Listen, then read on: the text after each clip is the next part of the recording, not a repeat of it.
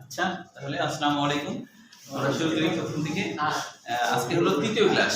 আমরা আগামী ক্লাসে এটা শেষ করব, মানে 4টা ক্লাসে এটা শেষ হয়ে যাবে। হ্যাঁ, আবার পরিপাক এর ওটাও 4টা ক্লাসে শেষ করা সম্ভব। তাহলে তোমাদের পরীক্ষার আগে আমরা হচ্ছে যে সিলেবাসটা তোমাদের কলেজে শেষ করা যাবে।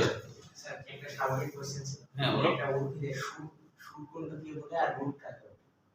কি শুটটা বুঝলাম না, রুটটা শুট ও শুট। হ্যাঁ হ্যাঁ, শুট বলতে মাটির উপরে যা সেটাই শুট। আর রুট শুধু হলো কাণ্ডটাকে বোঝাবে না কাণ্ড না, এর উপরে যত কিছু আছে, যেমন বিটপ বলি না আমরা, বিটপ বিটপ বিটপ মানে ওটা বোঝায়। হ্যাঁ, বুঝে গেল?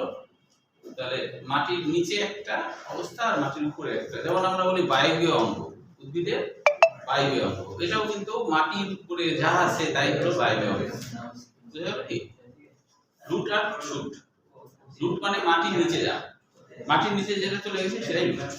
আচ্ছা দেখো তাহলে হাইডার থট, এই হাইডার থটটা আমরা একটু দেখে নিই আগে। হাইডার থট জিনিসটা কি? পানি পত্রন্দ বলা হচ্ছে। অনেক ক্ষেত্রে কি হয়, কিছু কিছু গাছের পত্রন্দ নিষ্ক্রিয় থাকে, পত্রন্দ খোলা বন্ধ করে না। তাদের দেখা যায় পাতার উপর লেভেলে কিছু অ্যাপিথেম কোষ, অ্যাপিথেম কথাটা আসছে অ্যাপিথেলিয়াম থেকে, মানে অ্যাপিথেলিয়াম মানে যে বহিঃত্বকীয় যে কোষ, সেই কোষগুলো অসংলগ্ন ভাবে থাকে, মানে ছোট বড় এরকম হয়ে উপরের দিকে এসে দেখা যায় যে সেখানে একটা গহ্বর তৈরি করে। ওই গহ্বরে পানিগুলা আসে এবং চোয়াই পানিগুলা, মানে ফোটায় পানিগুলা বের হয়ে আসে। পত্ররন্ধ্র নিষ্ক্রিয় ফোটায় বের হয়ে আসে। এটা তোমরা দেখতে পাবা যে ওই যে কচু আছে না, কচুগুলাতে দেখবা অনেক সময় পানি থাকে, এরকম দুললে তাই না?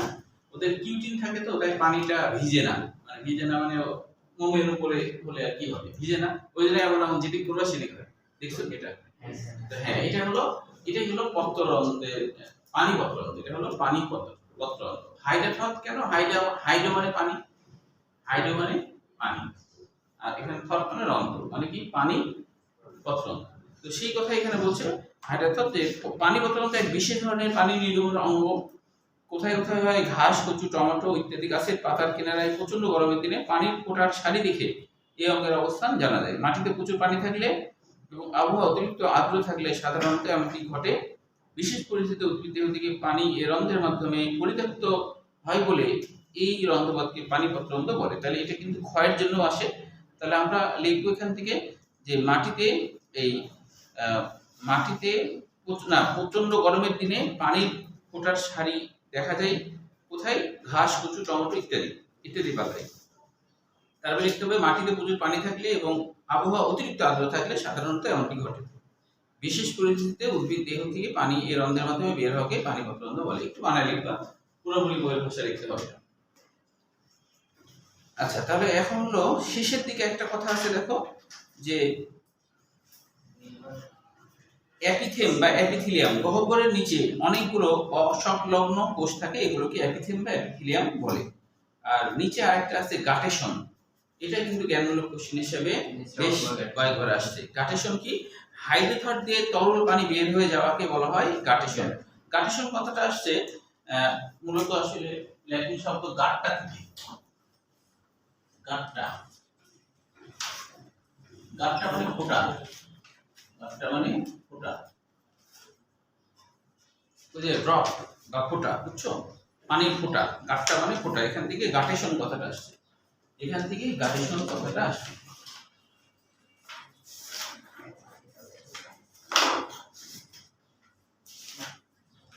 আচ্ছা, পানি পত্ররন্ধ্র আর শুধু পত্ররন্ধ্র পার্থক্য ক্ষয়ের জন্য পড়বা, 3টে পড়লেই হবে। এরপরে এবার গ্রাউন্ড টিস্যু তন্ত্র মনে রাখতে হবে। গ্রাউন্ড টিস্যু তন্ত্র কিন্তু এপিডার্মিসটা বাদ দিয়ে, হ্যাঁ, হাইপোডার্মিস থেকে মজ্জা পর্যন্ত এই জায়গাটা হলো গ্রাউন্ড টিস্যু তন্ত্র। এর মধ্যে পরিবহন কলা বাদ যাবে, এপিডার্মিস বাদ যাবে, পরিবহন কলা বাদ যাবে। এছাড়া যা কিছু আছে সব কিছুকে বলা হয় গ্রাউন্ড টিস্যু তন্ত্র। বুঝা গেল কি? ভিত্তি টিস্যু তন্ত্র যারা কাজ করে তারা বাদ দিয়ে আর কি। হ্যাঁ, এপিডার্মিস আর হচ্ছে পরিবহন কলা বাদ দিয়ে সকল টিস্যুকে একসাথে বলা হয় ভিত্তি টিস্যু তন্ত্র বা গ্রাউন্ড টিস্যু তন্ত্র। এরকম এখানে লেখা আছে ত্বকীয় টিস্যু ও পরিবহন তন্ত্র ছাড়া উদ্ভিদের অন্যান্য অংশ গঠনকারী টিস্যু তন্ত্রকে গ্রাউন্ড টিস্যু তন্ত্র বলে। এটা জ্ঞানমূলক কোশ্চেন হিসেবে পড়বা। আমরা তো এটা একটা ছবি আঁকছিলাম, তাই না গতদিন? তাহলে আজকে তো আর আঁকার দরকার নাই। তাহলে আমরা লিখেছিলাম সেখানে বহিঃস্থলীয় অঞ্চল, অন্তঃস্থলীয় অঞ্চল, এই দুইটা পেয়েছিলাম না গতদিন? আচ্ছা, তাহলে এখন হচ্ছে এখানে একটা ছক আছে, এই ছকটা এমসিকিউর জন্য পড়বা যে বহিঃস্থলীয় অঞ্চল কোনটা, নিম্নের কোনটি বহিঃস্থলীয় অঞ্চল। তাহলে কর্টেক্স, অন্ততক, তারপরে কাণ্ডের মধ্যে অধতক আছে, কর্টেক্স, অন্ততক, এগুলো হলো বহিঃস্থলীয় অঞ্চল। অন্তঃস্থলীয় অঞ্চলের মধ্যে কারা? মূলের ক্ষেত্রে পরিচক্র থাকবে, মজ্জা থাকবে, সংযোজক টিস্যু, মজ্জার আশপাশে যে টিস্যু সেটা হলো সংযোজক টিস্যু। আর কাণ্ডের ক্ষেত্রে পরিচক্র, মজ্জা, মজ্জা টিস্যু। এখন দেখো যে বহিঃস্থলীয় অঞ্চলের অধতক, এইগুলো সব কিছুর কাজগুলা খুবই গুরুত্বপূর্ণ। সব কিছুর কাজ পরীক্ষায় আসে, মানে গঠন গঠন আসে না। যেমন অধতকের কাজ কি? কাণ্ডকে যান্ত্রিক দৃঢ়তা প্রদান করা এবং ভিতরের অংশ রক্ষা করা অন্ততকের প্রধান কাজ। হ্যাঁ, এমসিকিউ হিসেবে, সৃজনশীল না, এমসিকিউ। এগুলো সব এমসিকিউ। হ্যাঁ হ্যাঁ হ্যাঁ হ্যাঁ, ঠিক বলেছো, বহুপদী। হ্যাঁ, কর্টেক্সের কাজ কি? পানি ও খাদ্য সঞ্চয় মূলের কর্টেক্সের প্রধান কাজ। কাণ্ডের কর্টেক্স পানি ও খাদ্য সঞ্চয় ছাড়াও উদ্ভিদের দৃঢ়তা প্রদান করে এবং সালোকসংশ্লেষণে অংশগ্রহণ করে। এবার দেখো অন্ততকের মধ্যে ক্যাসপিরিয়ান স্টিক কাকে বলে, এটা জ্ঞানমূলক কোশ্চেন হিসেবে আসে। ক্যাসপিরিয়ান স্টিক কাকে বলে? বলেছিলাম কিনা তোমাদেরকে যে অন্ততক যেখানে আছে, তাই না, যে অন্ততক, মনে করো এটা হলো অন্ততক। তো এই যে অন্ততকের বাইরে আবার একটা অতিরিক্ত মোম জাতীয় আস্তরণ, তাই না, সুবরিন বা মোম জাতীয় আস্তরণ থাকে এর বাইরের দিকে। বলেছিলাম মূলেই, কিন্তু কাণ্ডে কখনো থাকবে না। হ্যাঁ, কাণ্ডে কখনো বলে গেছে মূলের অন্ততক। হ্যাঁ, তাহলে মূলের অন্ততকের বাইরে এই পদ্মাটার নাম, এই স্তরটার নামই হলো ক্যাসপিরিয়ান স্টিক। তাহলে ক্যাসপিরি একজন বৈজ্ঞানিক, তাই না? ক্যাসপিরিয়ান স্টিক, ক্যাসপিরিয়ান স্টিক, ক্যাসপিরিয়ান স্টিক, ঠিক আছে, ক্যাসপিরিয়ান স্টিক। তাহলে এই ক্যাসপিরিয়ান স্টিকটা বৈজ্ঞানিকের নাম অনুযায়ী হয়েছে। স্টিক মানে আস্তরণ, স্টিক মানে আস্তরণ, একটা আস্তরণ তৈরি করে, এটাকে বলা হয় ক্যাসপিরিয়ান স্টিক। তাহলে এখন দেখো যে ক্যাসপিরিয়ান স্টিক নিচের দিকে একটা কথা আছে যে অনেক সময় এই স্তরে শ্বেতসার কণিকাও জমা থাকে, তখন এদেরকে বলা হয় শ্বেতসার আবরণ বা স্টার্ট শীট। এটাও জ্ঞানমূলক কোশ্চেন হিসেবে পড়বো।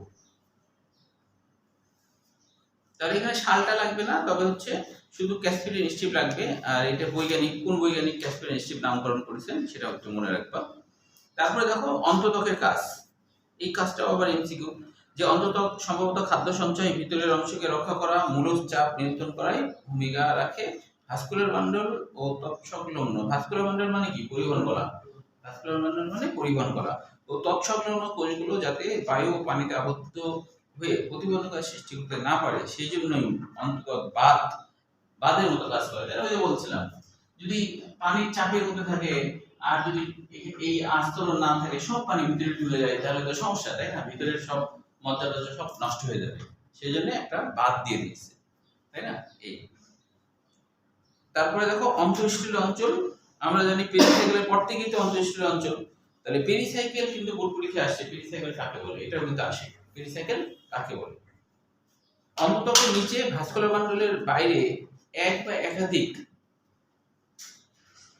স্তরে বিন্যস্ত বিশেষ টিস্যুকে পেরিসাইকেল বলে।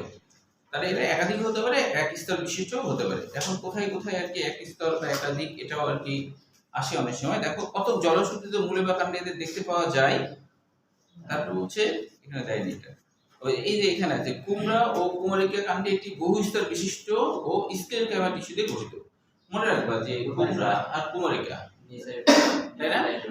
তাহলে এটা এমসিকিউর জন্য পাইছো। কুমড়া ও কুমারিকা যেহেতু এটা হলো লতানো গাছ, তাই না? তাহলে এখানে স্ক্লেরোকাইমা হওয়া লাগবে। কারণ কি? স্ক্লেরোকাইমা না হলে তো ভেঙে যেতে পারে, সেজন্য এখানে শক্ত করার জন্য এখানে স্ক্লেরোকাইমা থাকতে হবে, এটা লজিক, তাই না? এই জন্য স্ক্লেরোকাইমা এখানে আছে। তারপর বলছে শুধু প্যারেনকাইমা টিস্যু অথবা স্ক্লেরোকাইমা টিস্যু অথবা উভয় টিস্যু মিশ্রণ এটা হতে পারে, এটা দরকার নাই। এই যে কুমড়া ও কুমারিকা যেটা, সেটা মনে রাখবা। তারপর স্ক্লেরোকাইমা টিস্যু শুধু ফ্লোয়েম টিস্যুর মাথায় অবস্থান করলে এটিকে বলা হয় হার্ড বাস্ট বা উচ্চটুপি, এটা জ্ঞানমূলক কোশ্চেন হিসেবে পড়বা। তারপর দেখো কাজ তো আগের মতোই এমসিকিউ। আবার মজ্জা বা মেডুলা, এটারও শুধু কাজ লাগবে। খাদ্য সঞ্চয় মজ্জার প্রধান কাজ। স্ক্লেরোকাইমা টিস্যু দিয়ে গঠিত হলে মজ্জা সেই অংশকে যান্ত্রিক দৃঢ়তা প্রদান করে থাকে। তারপর মজ্জারশিরও কাজ রাখবে। পানীয় খাদ্য পরিবহন করা, পানীয় খাদ্যবস্তু সঞ্চয়, প্রয়োজনে গৌণ টিস্যু সৃষ্টি করা। গৌণ মানে কি? সেকেন্ডারি, তাই না? টিস্যু তৈরিতে সাহায্য করে। তারপরে দেখো পাতার গ্রাউন্ড টিস্যু তন্ত্র। এখান থেকে যদিও কোনো কোশ্চেন হয় না, এমনি জাস্ট জেনে রাখি। পাতার এক তলে থাকে প্যালিসেড। প্যালিসেডের বাংলা অর্থ কি? নিরেট। প্যালিসেডের বাংলা অর্থ নিরেট, মানে যে কোষগুলো এরকম ধরো যে কোনো আন্তঃকোষীয় ফাঁক নাই, সেরকম কোষকে বলবো নিরেট বা প্যালিসেড। পাতা প্রস্তুতের বরাবর কাটলে। আবার নিচের দিকে কিছু কোষ আসে যেগুলো হলো স্পঞ্জি। কেন? স্পঞ্জ মানে হলো ছিদ্রযুক্ত। স্পঞ্জ মানে কি? ছিদ্রযুক্ত। তাহলে স্পঞ্জ মানে ছিদ্রযুক্ত, তার মানে ছিদ্রযুক্ত কোষ যাদের আন্তঃকোষীয় ফাঁক আছে তাদেরকে বলা হয় স্পঞ্জি। হ্যাঁ, তারপর পাতার টিস্যুর কাজ মনে রেখো, সালোকসংশ্লেষণ করে খাদ্য তৈরি করে এই টিস্যুর কাজ। এটা তো এমনিতেই জানো। এবার আমরা চলে আসি ভাস্কুলার টিস্যু তন্ত্র। ভাস্কুলার টিস্যু তন্ত্র প্রথমে আমরা মনে রাখবো এটা কাকে বলে। হ্যাঁ বলো স্যার। বলতে এটা শুরু করার আগে একটু যে কোলেনকাইমা, স্ক্লেরেনকাইমা আর প্যারেনকাইমা এই তিনটা সম্পর্কে বলবো। আচ্ছা ঠিক আছে, একটু গোলমাল হয়েছে। গোলমাল হয়ে যায়। আচ্ছা, প্রথম কথা হলো যে প্যারেনকাইমার কোষ প্রাচীর পাতলা হবে, হ্যাঁ, এবং সব দিকেই পাতলা। আর কোলেনকাইমা হলে কি হবে? যে জায়গায় জায়গায় কোষ প্রাচীর খুব মোটা হবে, জায়গায় জায়গায় মোটা হবে। আর স্ক্লেরেনকাইমার গোটাটাই মোটা, গোটাটাই কি? মোটা, এবং এর প্রোটোপ্লাজম নষ্ট হয়ে যায়। প্রোটোপ্লাজম একবারে জিরো, মানে নাই হয়ে যায়, কারণ পানি মানে সব ইয়ে হয়ে একবারে শুকায় যায়। বুঝে যেমন পাটের আঁশটাশ আছে না, ওগুলা স্ক্লেরেনকাইমা মানে কি? শক্ত না, ওর মধ্যে প্রোটোপ্লাজম থাকে না। বুঝে গেল? এটা হলো মেন। হ্যাঁ, আকৃতি ওরকম পরিবর্তন আছে, কিন্তু বড় ছোট। হ্যাঁ, বড় ছোটর মধ্যে যেমন স্ক্লেরেনকাইমা হচ্ছে যে প্যারেনকাইমা আসলে বড়, স্ক্লেরেনকাইমা ছোট, কোলেনকাইমা মাঝারি। আচ্ছা, তাহলে এখন দেখো যে আমরা হলো এই ভাস্কুলার টিস্যু তন্ত্র কাকে বলে এটাও জ্ঞানমূলক কোশ্চেন হিসেবে করব। ভাস্কুলার বান্ডলের সমন্বয়ে গঠিত টিস্যু তন্ত্রকে ভাস্কুলার টিস্যু তন্ত্র বলে। এর অপর নাম ভেসিকুলার। ভেসিকুলার মানেও ভাস্কুলার, মানে পরিবহন করা। তারপরে দেখো চতুর্থ নম্বর লাইনে একটা আছে যে ক্যাম্বিয়াম কাকে বলে। দ্বিবীজপত্রী উদ্ভিদ কাণ্ডের জাইলেম ও ব্রেন টিস্যুর মাঝে অবস্থিত ভাজক টিস্যু হলো ক্যাম্বিয়াম। জ্ঞানমূলক কোশ্চেন হিসেবে করব এটা। হ্যাঁ, এরপরে দেখা আছে লাস্টে বোল্ড করা, উদ্ভিদ মূলে এবং দ্বিবীজপত্রী উদ্ভিদের কাণ্ডে ভাস্কুলার বান্ডলগুলো সাধারণত বৃত্তাকারে সাজানো থাকে। তবে একবীজপত্রী উদ্ভিদের কাণ্ডে এরা কর্টেক্সের মধ্যে, এটা তো আগেই বলেছি, একবীজপত্রী কাণ্ডে এরা কর্টেক্সে কেন থাকে? কারণ আছে, বলো। একবীজপত্রী কাণ্ডে পরিবহন কলা কেন কর্টেক্সে থাকে? কারণ আছে। যাতে পানি একবীজপত্রী না, একবীজপত্রী কাণ্ডে পরিবহন কলা সবসময় কর্টেক্সে থাকে। কারণ তাদের হচ্ছে পানি না স্যার, মানে দরকার বেশি লাগবে না। নয় সব জায়গাতে প্রয়োগ করে। না না, এটা তো বলিনি। না স্যার, এটা তো আচ্ছা, বলেননি। বলিনি। আচ্ছা, তো তাহলে এটা বলা হবে। শোনো, যে একবীজপত্রী কাণ্ড যারা হয়, হ্যাঁ, তাদের ভিডিওটা ফাঁকা থাকে। মনে নাই? এটা তো বলি স্যার, শুধু বলেছি না? অন্তঃস্টিলে মানে ভিতরে স্টিলে থাকে আর স্টিলে থাকে না, এটা বলছি। এটা বলছিলাম। আচ্ছা, যাই হোক, আবার মনে রাখো তাহলে যে একবীজপত্রী কাণ্ড হলে ভিতরটা ফাঁপা, মানে এখানে অন্তঃস্টিলে স্টিলে থাকার কোনো সুযোগ নাই। কারণ কি? মানে স্টিলে থাকা মানে হলো স্টিলের মধ্যে তো পরিবহন কলা থাকে, তাই না? তাহলে স্টিলে যদি না থাকে তাহলে পরিবহন কলা তো ভিতরে থাকার কোনো সুযোগই নাই। তাহলে যেহেতু ভিতরটা ফাঁপা, তাই একবীজপত্রী কাণ্ডে পরিবহন কলা বাধ্য হয়ে প্রাচীরের দিকে থাকে, কর্টেক্সের থাকে। ঠিক আছে? আর দ্বিবীজপত্রী কাণ্ডে যেহেতু ভিতরটা ফাঁপা না, তাই না, স্টিলই আছে, তাই ভিতরে থাকে। বুঝতে পেরেছো? মনে থাকবে? তাই এখানে আবার কথা বলছি, দ্বিবীজপত্রী কাণ্ডে ভাস্কুলার বান্ডলগুলো সাধারণত বৃত্তাকারে সাজানো থাকে, ওই যে স্টিলের মধ্যে থাকে, এটা লেখেনি যদিও, তবে একবীজপত্রী উদ্ভিদের কাণ্ডে কর্টেক্সে থাকে, এটা একটু মনে রাখবো। এবার দেখো যে জাইলেম টিস্যু নিয়ে তৃতীয় নম্বর লাইন থেকে একটা এমসিকিউ আছে যে ফানবর্গীয় উদ্ভিদ, জাইলেম টিস্যু তৃতীয় নম্বর লাইন, ফানবর্গীয় উদ্ভিদ এবং নগ্নবীজি উদ্ভিদে জাইলেম টিস্যুতে ভেসেল থাকে না। এটা মনে রাখতে হবে, ফানবর্গীয় উদ্ভিদ এবং নগ্নবীজি উদ্ভিদে জাইলেম টিস্যুতে ভেসেল থাকে না। ভেসেলটা কি স্যার? ও ভেসেল, ভেসেলের সরল বাংলা অর্থ নল। এটা হলো পানি পরিবহন করে। এটা কি করে? পানি পরিবহন করে। তাহলে এটা মনে রাখার একটা ছন্দ আর কি বানাইছিলাম, যে সেটা এরকম যে ফোন জলে ভাসে না, ফোন জলে ভাসে না, মনে রাখার ছন্দ। ফোন জলে ভাসে না, জলে ভাসে না। কোন জলে ভাসে না এটা মনে রাখা যাবে কিভাবে? দেখো ফানবর্গীয় উদ্ভিদ আর নগ্নবীজি। ফোনে কি হলো? ফানবর্গীয় উদ্ভিদ আর নগ্নবীজি। ফোনে হলো ফানবর্গীয় উদ্ভিদ আর নগ্নবীজি উদ্ভিদ। আর হচ্ছে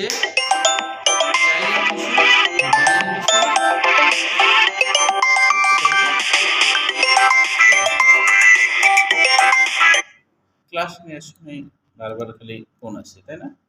কতদিন আসছে? আমি বলছি আজকে আর আসবে না। হ্যাঁ, ওটা মনে ছিল না। আচ্ছা যাক, এটা আবার হয়ে যাচ্ছে। আচ্ছা ঠিক আছে। যাই সরি যে মানে গতদিনও ক্লাসে আসার সময় মানে তবে আর কি কিছু স্টুডেন্ট ভুলে যায়। আমি কিন্তু স্টুডেন্টদের সবসময় এটা বলি যে তোমরা হচ্ছে যেহেতু আমার পড়ানো থাকে, তো এই জন্য তোমরা হলো 8টার পর থেকে অথবা 10টার দিকে একটা এই সময় কল দিবা। তারপর দেখা যায় ওই স্টুডেন্টরা আমাকে ওর যেদিন ব্যাচ নাই পড়ানোর সময় কল দিচ্ছে, মনে থাকে না আসলে। ও ভাবে যে আমার যেহেতু প্রাইভেট নাই তাই স্যারেরও পড়া নাই, এরকম মনে হয়, পড়ানো নাই, তাই না? এটা মনে হয়। আচ্ছা তাহলে হচ্ছে এখন দেখো ফোনে কি হলো? ফানবর্গীয় উদ্ভিদ, দন্তেটান্তে কি নগ্নবীজি উদ্ভিদ। তারপরে দেখো আছে যে জাইলেম টিস্যুতে ভেসে থাকে না, এই যে জলে হলো জাইলেম টিস্যুতে, আর ভাসে না কি ভেসে, মিলছে না? থাকে।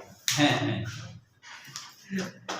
হ্যাঁ স্যার ফানবর্গীয় নগ্নবীজি এগুলো তো সপুষ্পক নয়। হ্যাঁ, এগুলো সপুষ্পক নয়। এদের একবিজপত্রী দ্বিবীজপত্রী ভাবে তো ভাগ করা হয় না, এদের ভাগ করা যাবে না। এদেরকে একবিজপত্রী বা দ্বিবীজপত্রী, এটাতে আলাদা বর্গের মধ্যে, ওই জন্য তো ফানবর্গীয় এটাতে একটা সিকোয়েন্স আছে না? সিকোয়েন্স আছে, হ্যাঁ, সিকোয়েন্স আছে, হ্যাঁ। এরা হচ্ছে যে এই যে নগ্নবীজি উদ্ভিদ, হ্যাঁ ফানবর্গীয় উদ্ভিদ, মানে ওই যে যারা হলো যে তোমার পক্ষল পদ্ধতিতে থাকে পাতাগুলা, পক্ষল মানে এরকম ভাবে থাকে, তাদেরকে ফান বলা হয়। যাদের পাতাগুলো এই পাশে ধরো একটা পাতা হলে ঠিক এই পাশে আরেকটা পাতা হয়, এই পাশে একটা পাতা হলে ঠিক এই পাশে আবার আরেকটা পাতা হয়, এরকম ভাবে যদি পাতা সাজানো থাকে তাদেরকে বলা হয় ফান বা টেরিডোফাইটা। ফান বা টেরিডোফাইটা বলা হয়। আচ্ছা এরা অন্য গোত্রের মধ্যে পড়ে। এটা কিন্তু 13 সালের আগের সিলেবাসে এটা নিয়ে বিস্তারিত ছিল, তোমাদের এটা এখনকার সিলেবাসে নাই। আচ্ছা এবার তাহলে আমরা চলে আসি যে প্রোটোজাইলেম কাকে বলে। দেখো প্রোটোজাইলেম কাকে বলে? সরু গর্তযুক্ত ভেষজ কোষকে প্রোটোজাইলেম বলে। সরু গর্তযুক্ত ভেষজ কোষকে প্রোটোজাইলেম বলে। আর হলো বড় গর্তযুক্ত ভেষজ কোষকে মেটাজাইলেম বলে। কারণ কি মেটাজাইলেম তো মোটা মানে বড়, পরে হয়। মেটা মানে পরে আর প্রোটো মানে কি আগে। তাহলে যেটা আগে হয়, আগে হওয়া মানে ওই যে ক্যাম্বিয়াম বলেছিলাম না, ক্যাম্বিয়াম হলো পরিবর্তনকারী কোষ। ক্যাম্বিয়ামের বাংলা অর্থ পরিবর্তনকারী কোষ। তো এই ক্যাম্বিয়াম যখন বিভাজিত হয় তখন এখানে একটা প্রোটোজাইলেম তৈরি করে, প্রথমটা সরু, এরপরে যে আবার আরেকটা তৈরি করে, তখন একটা বড় এটা সরু। তাহলে এটার নাম মেটাজাইলেম, এটার নাম প্রোটোজাইলেম। তাহলে বড় যেটা প্রোটোজাইলেম সেটার আরেকবার বলবো। আচ্ছা এইটা মনে করো ক্যাম্বিয়াম, যদি ক্যাম্বিয়াম নিয়ে বিস্তারিত একটু সামনে আসি। এটার নাম কি? ক্যাম্বিয়াম। এটার নাম হলো ক্যাম্বিয়াম। এটা হলো ক্যাম্বিয়াম। তো এই ক্যাম্বিয়াম হলো এক ধরনের ভাজক টিস্যু, হ্যাঁ, কিন্তু ক্যাম্বিয়ামের বাংলা অর্থ পরিবর্তনকারী কোষ। ক্যাম্বিয়ামের বাংলা অর্থ পরিবর্তনকারী কোষ। এরা হলো ভাজক টিস্যু থেকে একটু পরিবর্তিত, ভাজক টিস্যু থেকে একটু পরিবর্তিত, এই জন্য এটাকে বলা হয় পরিবর্তনকারী কোষ। যেগুলো বড়, হ্যাঁ হ্যাঁ স্যার বলছে বড় প্রোক্যাম্বিয়াম থেকে। হ্যাঁ হ্যাঁ প্রোক্যাম্বিয়াম থেকে যেটা সৃষ্টি হয়েছে আর কি। তো এখন এই ক্যাম্বিয়াম বিভাজিত হয়ে একটা জাইলেম তৈরি করছে মনে করো প্রথমে, তারপরে আবার ক্যাম্বিয়াম বিভাজিত হয়েছে। তাহলে প্রথমে ক্যাম্বিয়াম বিভাজিত হয়ে একটা তৈরি করলে এর নাম প্রোটোজাইলেম, না এর নাম শুধু জাইলেম, তখন হবে শুধু জাইলেম, যেহেতু একটাই হয়েছে তাই এর নাম শুধু জাইলেম। কিন্তু এখন যদি এই ক্যাম্বিয়াম আবার বিভাজিত হয় তাহলে আরেকটা জাইলেম তৈরি করবে, তখন দুইটা যখন হয়ে যাবে, হ্যাঁ, তখন এর নাম প্রোটোজাইলেম আর পরেরটার নাম মেটাজাইলেম, পরেরটার নাম মেটাজাইলেম, এইভাবে আর কি। হ্যাঁ, পরে যতগুলো হবে সবই মেটাজাইলেম, পরে যতগুলো হবে সবই মেটাজাইলেম। এটা একটু পরে হয়, যার জন্য গাছও তখন বড় হয়ে গেছে, কাজে মেটাজাইলেম একটু বড় হয়, এর মধ্যে একটু গর্তের মতো এটা একটু বড় দেখা যায় ভিতরে দিকে। আচ্ছা মানে কোষ প্রাচীরের গর্ত, কোষ প্রাচীরের গর্ত এটা।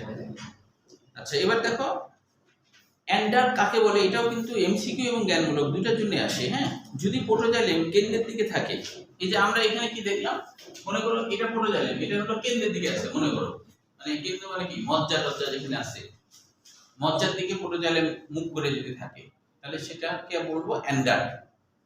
যদি মজ্জার দিকে মুখ করে থাকে প্রোটোজাইলেম তাহলে সেটাকে কি বলবো অ্যান্ডার। আর যদি উল্টা, ও এই ধরো এখানে এটা হলো প্রোটোজাইলেম, এখানে মনে করো মজ্জা আছে, এটা এখানে কি আছে মজ্জা, এটার নাম হলো মজ্জা। মজ্জা কি কেন্দ্রে থাকে না, মজ্জা হলো কেন্দ্রে থাকে তাই না, তাহলে মজ্জার দিকে প্রোটোজাইলেম কি মুখ করে আছে না, মজ্জার দিকে আছে, তাহলে এরকম হলে এটাকে বলা হবে অ্যান্ডার। এই অবস্থাকে কি বলা হবে অ্যান্ডার। আর ক্যান্ডিয়াম থেকে যে প্রোটোজাইল যেটা নিচের দিকে হতে পারে, হ্যাঁ হ্যাঁ নিচের দিকে হতে পারে। হ্যাঁ, তাহলে যখন নিচের দিকে যেতে হয় তখন ওটার নাম একজাক, ওটার নাম কি হবে একজাক, বুঝতে পারছো? এখন এটা তো হলো মজ্জা কেন্দ্রের দিকে। এখন যদি এরকম হতো, যে নিচের দিকে মনে করো বড় কোষ, উপরের দিকে ছোট কোষ, এরকম যদি হতো তাহলে তো নিচের দিকে মেটাজাইলেম হলো, মানে না উপরের দিকে নিচের দিকে ধরো মেটাজাইলেম, যদি এরকম ধরো এখানে মজ্জা আছে, এখানে মজ্জা, এখন উল্টা মেটাজাইলেম কেন্দ্রের দিকে আর প্রোটোজাইলেম বাইরের দিকে, এরকম যদি হয় তখন এর নাম একজাক।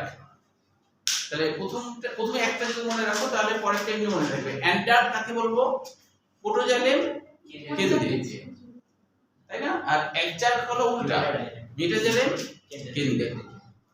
মনে রাখা কি কঠিন হবে? আচ্ছা, প্রথমে তাই মনে রাখবো প্রোটোজাইলেম কেন্দ্রে, প্রথমে তাই প্রোটোজাইলেম কেন্দ্রে। এবার দ্বিতীয় স্টেপে এবার উল্টা, এবার মেটাজাইলেম কেন্দ্রে প্রোটোজাইলেম বাইরে, এই হলো একজাক। এখন যদি এরকম হয় কিছু গুচ্ছ প্রোটোজাইলেম কেন্দ্রে, কিছু গুচ্ছে মেটাজাইলেম কেন্দ্রে, উল্টা পাল্টা এলো কথাই থাকে, তাহলে এর নাম হলো মেসার্ক। এর নাম কি মেসার্ক। এই যে এখানে মেসার্কের কথা আছে, এই তিনটে জ্ঞানমূলক হিসেবে পড়তে হবে, ঠিক আছে? তারপরে এখান থেকে আর কোনো কোশ্চিন আর হয় না, সরাসরি আমরা চলে আসবো টিস্যু কোষ, এর মধ্যেও কোনো তোমার কোশ্চিন হয় না, সরাসরি আমরা চলে আসবো ভাস্কুলার বান্ডল, যেটা খুবই গুরুত্বপূর্ণ, মানে অর্থাৎ সৃজনশীলের জন্য, যেটা বোর্ড পরীক্ষায় সৃজনশীল হিসেবে অনেকবার আসছে, এবং এটা বলতে গেলে 99% সময় 8 অধ্যায় থেকে এই কোশ্চিনটাই দেয়, 99% সময় 8 অধ্যায় এই কোশ্চিনটাই দেয়। সেটা হলো এই যে পরিবহন কলা সম্পর্কে। ভাস্কুলার বান্ডলকে প্রথমে ভাস্কুলার বা পরিবহন কলা, এই ভাস্কুলার বান্ডল, ভাস্কুলার বান্ডল মানে কি পরিবহন কলা, এই পরিবহন কলা এই তিনটা ভাগে ভাগ করা হয়। তো এটা প্রথমে মনে রাখার জন্য এই শব্দটা মনে রাখবা, সব অজানা কথা, সব অজানা কথা, সব অজানা কথা, সব অজানা কথা, সব অজানা কথা। হ্যাঁ, এটা মনে রাখলে মনে থাকবে। দেখো সবে কি হয় সংযুক্ত, সবে কি হয় সংযুক্ত, অতে কি হয় অডিও, অতে কি হয় কেন্দ্রিক। তাহলে সব অজানা কথা মনে রাখলে এই তিনটা মনে থাকবে কিনা, থাকবে না? তাহলে এটা একটু লেখা রাখো ভিভিআই, মানে এটা পরীক্ষায় সব থেকে বেশি আসে এই অধ্যায়ে প্রশ্ন করলে, এই জন্য এটা খুবই গুরুত্বপূর্ণ, এটা সৃজনশীলের জন্য পড়তে হবে, এখান থেকে এমসিকিউ আসে।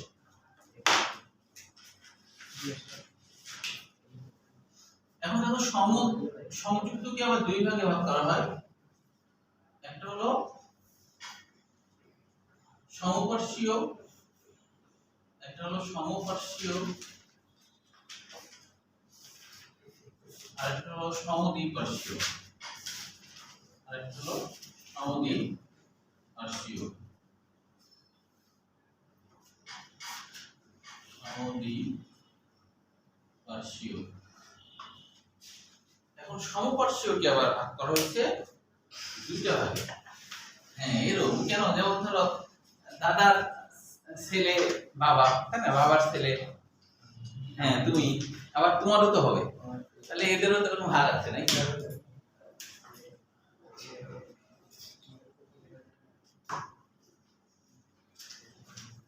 একটাকে বলা হচ্ছে মুক্ত সমপার্শ্বীয়, মুক্ত সমপার্শ্বীয়, আর একটা হলো বদ্ধ সমপার্শ্বীয়।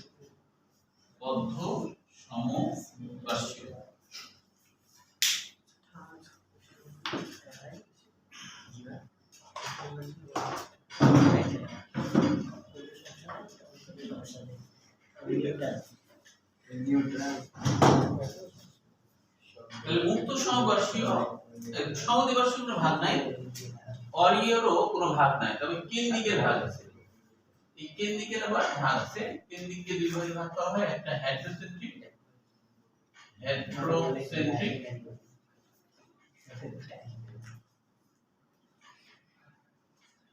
এটার বাংলা অর্থ জাইলেম কেন্দ্রিক, জাইলেম কেন্দ্রিক। আর এটা হলো ল্যাপ্টোসেন্ট্রিক, ল্যাপ্টোসেন্ট্রিক। এটা হলো ফ্লোয়েম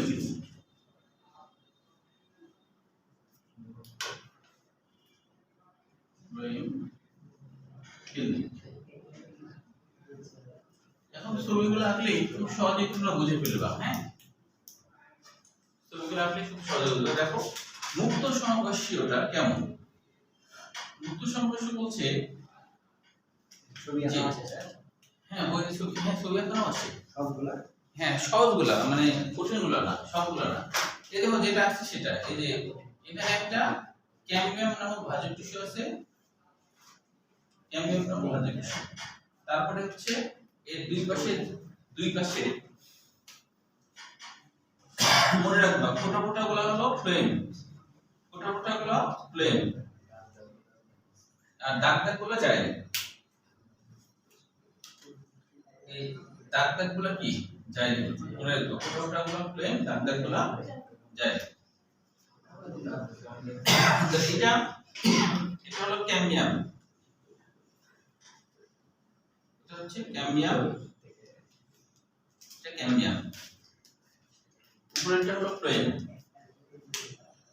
উপরেরটা হচ্ছে ফ্লোয়েম।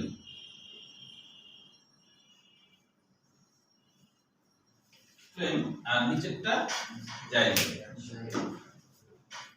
তাহলে এটাকে কেন মুক্ত সমপার্শ্বীয় বললাম, কারণ দেখো ক্যাম্বিয়াম নামক ভাজক টিস্যু থাকার জন্যই কিন্তু এরা একে অপর থেকে মুক্ত, তাই না?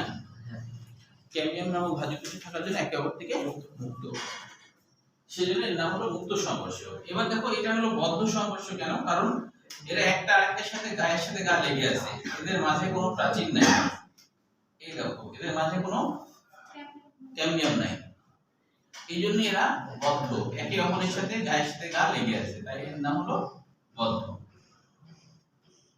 তাহলে এরা হলো বদ্ধ। তাহলে এইটা হলো ফ্লোয়েম, এই হলো জাইলেম। তাহলে এই হলো বদ্ধ সমপার্শ্বীয়। এটা কি বদ্ধ সমপার্শ্বীয়? এইটা খুবই গুরুত্বপূর্ণ, পড়া শেষে এগুলো মনে রাখবা, আমি ধরবো তখন যেন পারো। হ্যাঁ, এখন এখানে যেন হয়ে যায় পুরোটা, ঠিক আছে? এবার দেখো সমদ্বিপার্শ্বীয়। সমদ্বিপার্শ্বীয় কেন এরকম নাম হয়েছে দেখো, সমদ্বিপার্শ্বীর মাঝে আছে জাইলেম, এই যে মাঝে মনে করো জাইলেম, মাঝে জাইলেম। হ্যাঁ, তারপরে এদের দুই পাশে আছে হলো ক্যাম্বিয়াম। ক্যাম্বিয়াম, দুই পাশে আছে ক্যাম্বিয়াম। তারপরে এটা হচ্ছে বহিঃপ্লেন আর অন্তঃপ্লেন। এবার দেখো এটা হলো, এটাকে বহিঃপ্লেন বলছি যদিও, কিন্তু তুমি যদি এটাকে অন্তঃপ্লেন বলো তাতেও কোনো দোষ নেই। হ্যাঁ, কারণ যে কোনো একটাকে তুমি কেন্দ্রের দিকে ভাবতে পারো। চিত্রতে তার বোঝা আছে না কেন্দ্রে দেখো। হ্যাঁ, ওই জন্য আর কি বই আছে, এটা বহিঃপ্লেন তাই বহিঃপ্লেন দিলাম, বহিঃপ্লেন। বহিঃপ্লেন এটা হলো অন্তঃপ্লেন, অন্তঃপ্লেন। তাহলে এটা হবে বহিঃক্যাম্বিয়াম, এটা বহিঃক্যাম্বিয়াম, আর এটা হলো অন্তঃক্যাম্বিয়াম, অন্তঃক্যাম্বিয়াম। আর এটা তো জাইলেম, এটা তো মিডিলে আছে, এটা কোনো কিছু লিখবো না, এটা হলো জাইলেম। বুঝে গেল? ঠিক আছে, তো ওগুলো আসছে না যে স্যার বই বই আছে সব সুবিধাই নাকি? আচ্ছা, তাহলে এবার আমরা চলে আসি এইদিকে হাইড্রোসেন্ট্রিক আর ল্যাক্টোসেন্ট্রিক জাইলেম। এটা বলেই দিচ্ছে জাইলেম কেন্দ্রিক, তার মানে ভিতরে জাইলেম। কেন্দ্রে জাইলেম। হ্যাঁ, যেহেতু বলে দিচ্ছে হাইড্রোসেন্ট্রিক মানে ভিতরে জাইলেম, বাইরে হলো এই যে বাইরে বাইরে হচ্ছে হ্যাঁ সেটা হচ্ছে সমপার্শ্বীয় যেটা আছে সেটা সেও জায়গা বলো বলো।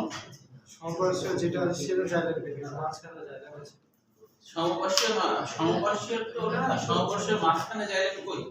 সেটা সমদ্বিপার্শ্বীয় সমদ্বিপার্শ্বীয়, হ্যাঁ মাঝখানে তোমার জাইলেম থাকে, কিন্তু এখানে বলা হচ্ছে সমদ্বিপার্শ্বীয়। দ্বিপার্শ্বীয় মানে দুই পাশেই সমানভাবে ফ্লোয়েম আছে, এটা বোঝাচ্ছে।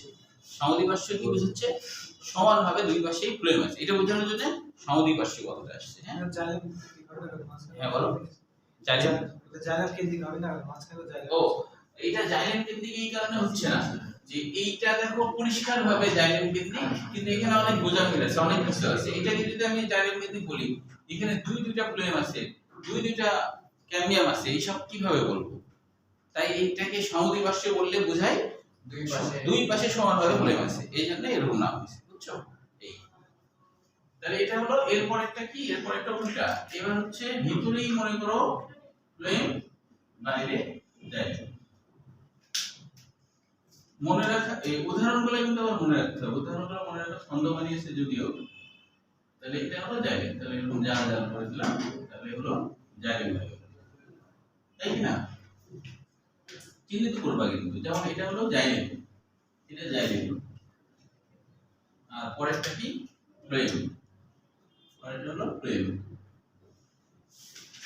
তোমরা কিন্তু ছোট লিখবা না, পুরা লিখবা পরীক্ষাটা, তাই আমি তো ছোট লিখছি। স্যার অডিও গুলো কেমন? হ্যাঁ এবার অর্ডার দেখাচ্ছি, দাঁড়া এটা হয়ে যায়। তাহলে এটা হলো জাইলেম, এই এটা হচ্ছে ফ্লোয়েম, আর এটা হলো ক্যাম্বিয়াম। ও হ্যাঁ জাইলেম। জাল জাল মানে হলো জাইলেম। আচ্ছা এবার দেখো অরিও, অরিও কেমন হবে বলছে। অরিওর ক্ষেত্রে একই ব্যাসার্ধে জাইলেম ফ্লোয়েম থাকবে না, হ্যাঁ ভিন্ন ভিন্ন ব্যাসার্ধে জাইলেম ফ্লোয়েম থাকবে, এবং এই জাইলেম ফ্লোয়েমটা হলো কেন্দ্র থেকে লম্বভাবে থাকবে, রেডিয়াল ভাবে থাকবে, এই জন্য এর নাম হলো অরিও হয়েছে। দেখো এখানে মনে করো এটা হলো জাইলেম, এটা জাইলেম, এটাও জাইলেম, এটাও জাইলেম, এটাও জাইলেম, আর এদের মাঝে মনে করো ফ্লোয়েম আছে। মনে করো এটা ফ্লোয়েম, এটা ফ্লোয়েম, এটা ফ্লোয়েম, এটা ফ্লোয়েম, এটা ফ্লোয়েম। হ্যাঁ তো এখন কেন্দ্র থেকে যদি চিন্তা করো, তাহলে সবগুলো রেডিয়াল ভাবে, লম্বভাবে সব লম্বভাবে আছে না, সেজন্য এটা অরিও, সেজন্য এটা কি অরিও। বুঝতে পেরেছো? তাহলে ছবি দেখে বানায় লেখা যাবে কিনা? জি। ছবি দেখে বানায় লেখা যাবে। লম্বভাবে করি। ও লম্বভাবেই তো, তুমি যদি একটা বৃত্ত আঁকো, হ্যাঁ এই বৃত্ত, এই বৃত্তের কেন্দ্র ধরো, এটা কেন্দ্র, কেন্দ্র যদি তুমি যেই বরাবরই যাও সেটা কি লম্ব হবে কিনা? যেই বরাবরই যাও সেটা কি লম্ব হবে না? তো এটা তো তাই বলছে যে এটা কেন্দ্র, কেন্দ্র থেকে যেই বরাবরই যাবা সব থেকে কি লম্ব। তার মানে কি 90 ডিগ্রি হিসেবে সবই রেডিয়াল ভাবে, লম্ব ভাবে 90 ডিগ্রি অ্যাঙ্গেলে থাকছে, তাই কি না? বুঝে গেল কি? বুঝতে পারছো? এই এখন উদাহরণগুলো খুবই গুরুত্বপূর্ণ, উদাহরণগুলো মনে রাখতে হবে। যেমন দেখো মুক্ত সমপার্শ্বীয় উদাহরণ আছে দ্বিবীজপত্রী উদ্ভিদ আর নগ্নবীজী উদ্ভিদ, এই দুইটা। তো এটাকে আমি মনে রাখা ছন্দ বানিয়েছি হলো মুক্তাদির কাণ্ড, মনে রাখা ছন্দ, হ্যাঁ মুক্তাদির কাণ্ড। দেখো মুক্তাদির কাণ্ড, মনে রাখা ছন্দ হলো মুক্তাদির কাণ্ড।